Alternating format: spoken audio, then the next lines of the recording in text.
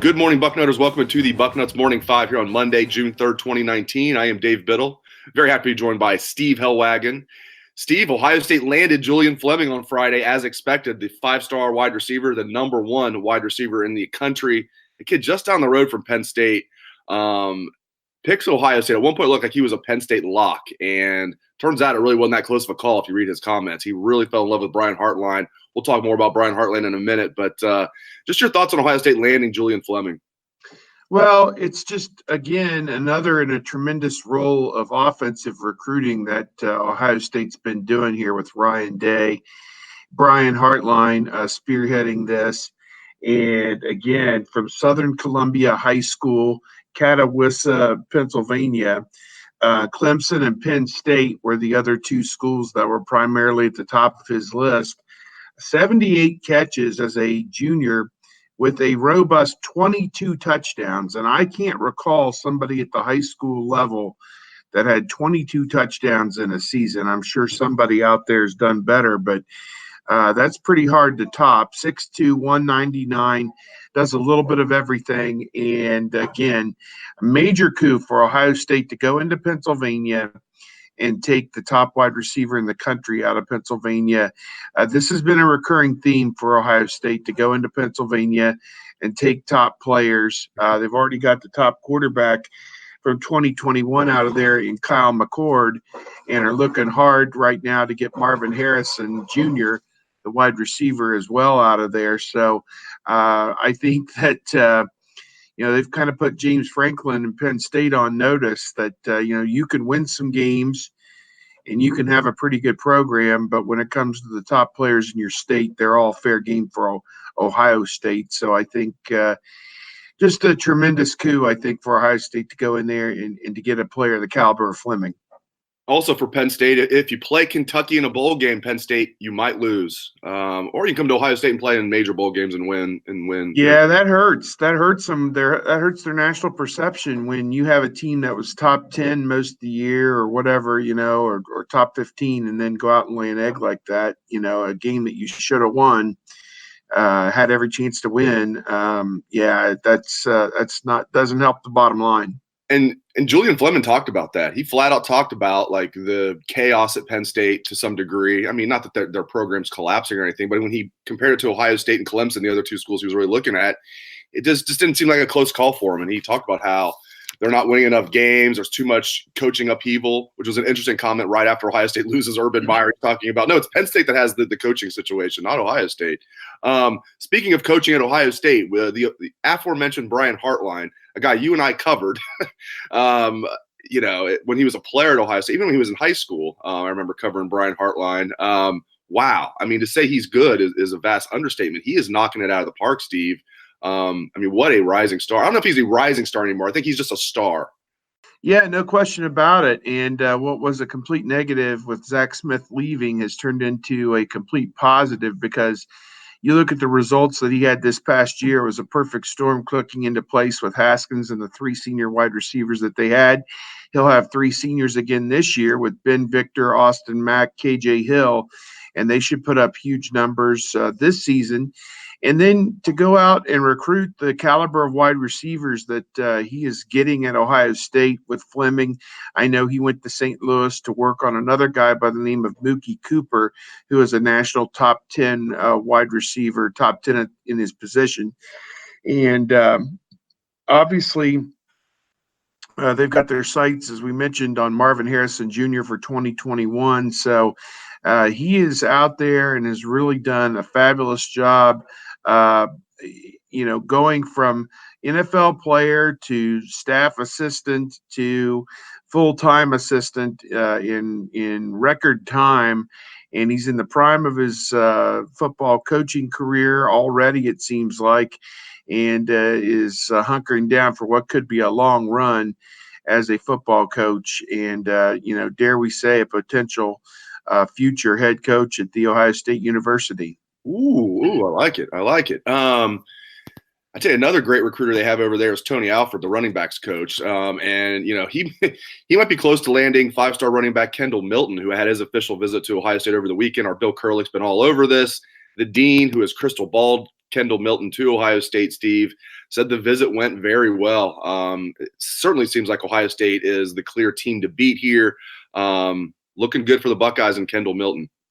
Yeah, that would be crazy to add the top wide receiver. And obviously Milton, he is ranked number 21 overall in the class for 2020. So he's one of the top running back. Yeah. Number 2 running back. Yeah, that's just tremendous that they would add skill position players like that. I know that there's another guy locally, Michael Drennan from Dublin Kaufman, who could play running back, wide receiver, maybe an H receiver, H-back type guy that could also fit into this class. So Kendall Milton, I mean, what can you say to come from California? I think Ohio State's taking advantage of the fact that the Pac-12 has become a virtual non-entity at this point in terms of the college football playoff. And I think it's tremendous that Ohio State's gotten Milton onto campus and Alford really making that push. And I think that that may just be a matter of time, I think, for Ohio State and Milton. And again, this staff, with what they've done offensively here in terms of recruiting, has been nothing short of phenomenal. All right, let's switch gears from recruiting. Let's look at the 2019 team for a second, specifically the linebacker position. Position we've talked about a lot on the show here, but I'm intrigued by this position. I mean, you look at it right now, you could say that's a weakness, it's a concern, and I could see why people would say that. I think by the end of the year, because they have so many talented guys there, and I think the coaching staff's going to do a good job of getting the right 3 guys out there and rotating some guys in and out. I think it's going to be a strength by the end of the year. That might be people might think I'm crazy for saying that, but I feel that way. And this is just too talented of a group. I think all they were missing was the right coaching. I mean, and they were young last year as well, and now they're all a year older. Taraja Mitchell's a guy I think needs to be out there more. But I like some of these guys. Tough Borland, hopefully he'll be healthy. I'm not, I thought he played really poorly last year, but some of these guys like Pete Werner will be better. I like this group, Steve. Just your thoughts on the Buckeyes linebackers this year.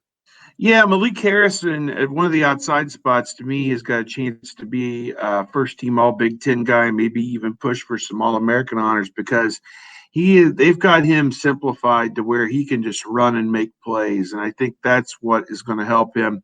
They may even turn him loose as a pass rusher at times to get that speed off the edge and from the linebacker position. And I think that'll be an exciting wrinkle that could really mess things up for opposing offenses. So tough Borland, again, kind of a tough season. He was exposed at times just because he played and was not quite 100% coming back from his Achilles injury, or at least had not recovered all the way to where he was 100%. Could not run, perhaps like he needs to be able to run to play that position. Seemed to always be a half step behind the play.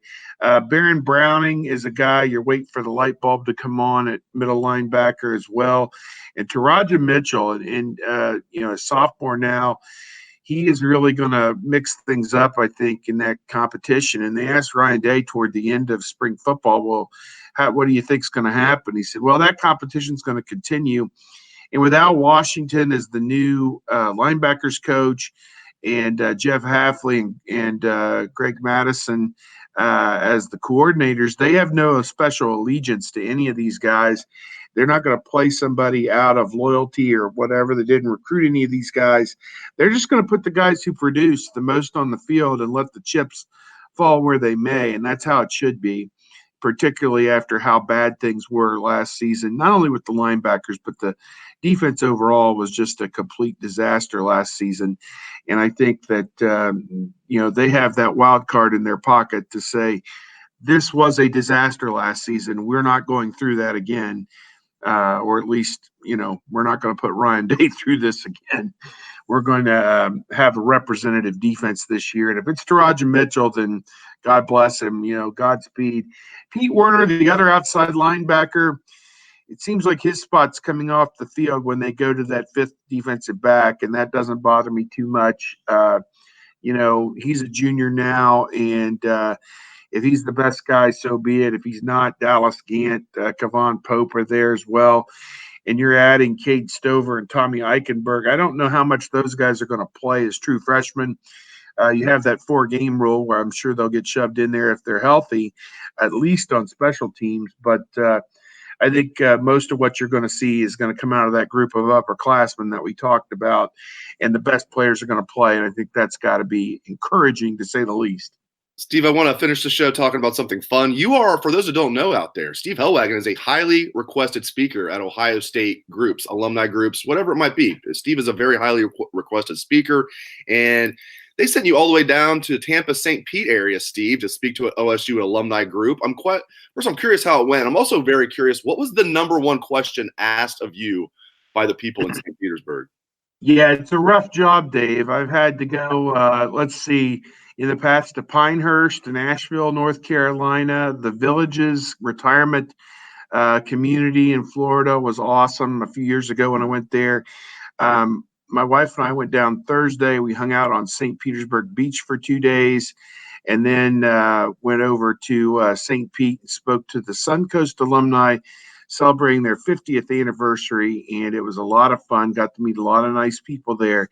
The number one question when I was done with my standard 20 to 30-minute presentation talking about life and Ohio State football and whatever was, what is happening with this defensive staff in terms of recruiting? Even the alumni people down in Tampa are kvetching about what's going on with this defensive staff. They have one commitment, Lejon Cavazos, and nobody else. And I know Jaheim Thomas just came out with his list here in the last day or so from Princeton down in Cincinnati, and he did not have Ohio State on his list.